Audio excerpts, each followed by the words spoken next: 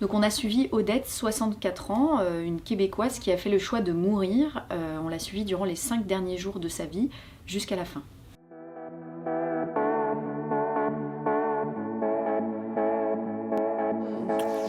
Hein, pour une mourante, c'est pas pire. Odette, en fait, elle était très malade. Elle avait un cancer des poumons qui s'était propagé dans tout son corps, notamment avec des métastases au cerveau. Ça faisait 8 ans qu'elle se battait contre ce cancer, avec de multiples récidives, des opérations. Et après 8 ans de lutte, les médecins lui ont dit « Écoutez, on sait qu'on n'arrivera pas à vous guérir de cette maladie.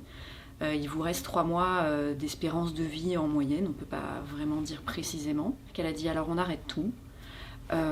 Et cette fois, je demande l'aide médicale à mourir parce que je ne veux pas vivre ces derniers instants qui me restent, que vous êtes en train de me décrire, c'est-à-dire ces métastases au cerveau qui vont me rendre incapable de m'occuper de moi-même, qui vont me faire perdre conscience, cette douleur qui est en train de monter dans mon corps parce que le cancer, on ne peut plus l'arrêter, je ne veux plus vivre, je veux pas vivre ces moments-là. Donc du coup, j'aimerais faire l'aide médicale à mourir. Elle en a parlé à ses médecins qui ont dit d'accord, on arrête tous les traitements, juste on vous soulage avec de la morphine pour vos douleurs. Et on va vous orienter vers un médecin qui est capable de vous aider à mourir via ce dispositif au Québec. Le fait qu'on vous dise que vous allez vous endormir. Oui. Oh, j'aime ça dormir. Surtout ces temps-ci. Odette, c'est quelqu'un qui avait décidé de prendre les choses avec recul. Je pense qu'elle l'a fait aussi pour sa famille, pour que ce soit plus simple à vivre pour eux. Et du coup, quand on l'a rencontrée, elle n'hésitait pas à nous raconter qu'elle faisait des blagues sur sa propre mort, qu'elle essayait de dédramatiser avec ses enfants. C'est quelqu'un de lumineux, de joyeux, qui essaye de réconforter tout le monde autour d'elle. Elle avait une sacrée personnalité et une joie de vivre. C'est étonnant de dire ça, mais une joie de vivre pour quelqu'un qui était en phase terminale d'un cancer qui était très surprenante. Et en fait, elle voulait mourir comme elle a vécu. And love is so good. Life is so good and love is so good. Prenez soin de vous autres, aimez-vous, riez. C'est ça qu'il faut. Le salon funéraire, c'est juste au coin. Il y a 0 raison que vous ne veniez pas. Non, ça va être le party, là, je te jure. Ouais. Grand show, t'as le Grand Marnier, I Will Survive, Mille Swiss. C'est sûr que c'est un tournage qu'on prépare un peu différemment, parce que ça nous arrive jamais dans notre vie de journaliste, enfin très rarement, d'avoir pris rendez-vous avec quelqu'un qui nous a dit « j'ai planifié ma mort », et puis on va se voir pendant ces 5 derniers jours de vie. Et c'était très important pour nous de s'assurer que c'était bien sa volonté qu'on soit là dans ces moments intimes. Donc on l'avait décidé avec elle, c'était à elle de nous convier au moment où elle pensait que c'était important qu'on soit là. C'était de petits contrats moraux ensemble qu'on avait, que c'était ces derniers jours, que c'était des moments ultra précieux. Et nous, voilà, on n'a pas passé toute la journée avec elle, on a passé 1 heure par-ci, 2 heures par-là. Odette, elle m'a dit, en fait, j'ai décidé de témoigner parce que pour moi, c'est important que les gens sachent réellement ce que c'est l'aide à mourir. Parce qu'on en débat dans les assemblées, on en débat sur les plateaux télé, etc. Mais savoir concrètement ce que l'aide médicale à mourir, c'est rencontrer quelqu'un qui a fait ce choix. Et c'est savoir ce que ça implique dans sa vie concrètement. Comment il se sent, comment il organise ses derniers jours, comment il dit au revoir, qu'est-ce qui se passe dans sa tête. Comme j'ai des métastases au cerveau, j'en ai au poumon, j'en ai à la veine cave supérieure, demain, peut-être que je ne serai pas capable de me lever. On ne sait pas. C'est une bombe à retardement. Donc, c'est comme étirer quelque chose qui finalement va avoir une fin, puis dans lequel ma condition peut se détériorer très rapidement. Et c'est ça que je veux pas. Je me considère chanceuse, vraiment. Je pouvais pas espérer mieux. C'est pour cette raison qu'elle a accepté aussi de témoigner jusqu'à la fin, jusqu'à la dernière minute. Je veux que vous entendiez jusqu'à mes derniers mots.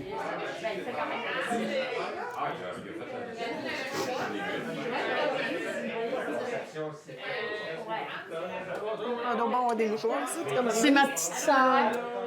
C'est mon petit bébé sœur. Elle fait des allergies. Au Québec, l'aide médicale à mourir, elle existe et elle est autorisée depuis 10 ans. Alors, tout le monde ne peut pas réclamer comme ça l'aide médicale à mourir. Seules les personnes qui ont donc une maladie grave et incurable peuvent demander l'aide médicale à mourir. Il faut aussi qu'elles aient des souffrances physiques et psychologiques qu'on ne peut pas soulager. Il faut être majeur. On ne peut pas aussi non plus au Québec venir de l'étranger pour demander l'aide médicale à mourir. C'est vraiment réservé aux gens qui résident au Québec. Et un dernier critère évidemment très important, c'est celui d'être apte à consentir à un tel acte irréversible. La différence par exemple au Québec par rapport à d'autres pays qui offrent l'aide médicale à mourir, c'est que là-bas par contre en revanche on n'a pas besoin d'être en fin de vie. L'aide médicale à mourir est aussi très encadrée au Canada et au Québec. Par exemple, aucun médecin, aucun soignant, personne n'a le droit de proposer à un malade l'aide médicale à mourir. C'est formellement interdit de l'évoquer. C'est le patient lui-même qui doit spontanément faire la demande à un soignant. C'est pas trop lourd comme ça d'être le décisionnaire? La décision, c'est pas moi qui la prends, c'est le patient.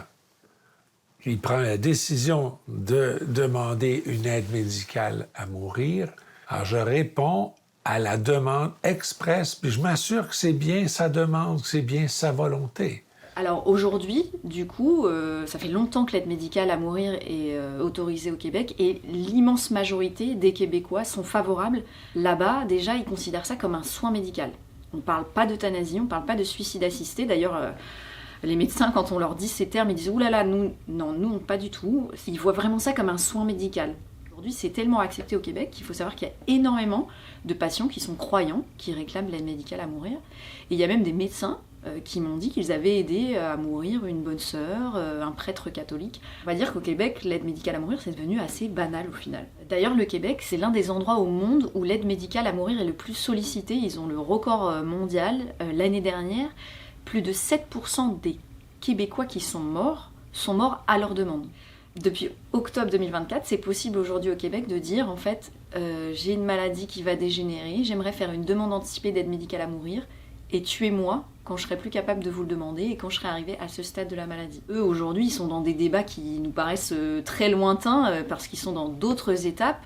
Aujourd'hui par exemple au Québec ce qui fait débat c'est de se demander si un jour on autorisera l'aide médicale à mourir pour les personnes atteintes de maladies mentales par exemple. C'est des dispositifs qui peuvent nous paraître étonnants à nous en France où effectivement on est dans un temps où on se demande si la société est prête à autoriser ou pas l'aide médicale à mourir. Le président de la République, Emmanuel Macron, avait décidé de solliciter le Parlement pour essayer qu'ils se mettent d'accord sur une grande loi sociétale autour de la fin de vie et peut-être un dispositif d'aide médicale à mourir.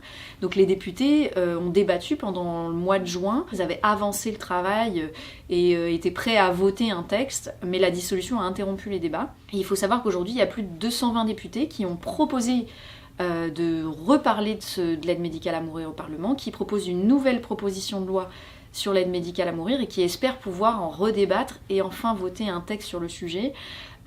Ça devait avoir lieu là le 3 février prochain, mais il se trouve qu'avec le changement de gouvernement, le débat a été encore une fois reporté au Parlement. Il y a même la présidente de l'Assemblée nationale, Yaël Braun-Pivet, qui a encore appelé il y a quelques jours à ce que la proposition de loi revienne à l'Assemblée et que ce soit enfin débattu. Alors même si le débat politique pour l'instant a été reporté à l'Assemblée, le débat dans la société en France il continue. Il y a d'ailleurs de nombreux médecins et de nombreux malades de maladies graves et dégénératives, par exemple, comme la maladie de Charcot, qui réclament aujourd'hui une loi et qui réclament pour eux-mêmes l'aide médicale à mourir. C'est comme faire un deuil avant le deuil, mais au moins, après mon départ, d'après moi, ça va être plus doux, plus facile que si j'étais partie coucher malade, pas capable de respirer. Intubé, tu sais. Cette étape-là, on va la vivre. C'est-à-dire, ton décès, on va vivre cette étape-là. Ben oui, mais là, on va le vivre dans des conditions probablement plus humaines. Donc si vous voulez découvrir ce reportage, écoutez le témoignage d'Odette, voir les 5 derniers jours de sa vie qu'elle a choisi de partager avec nous, ce sera dans Envoyé spécial le jeudi 30 janvier et vous pouvez aussi voir l'émission en replay.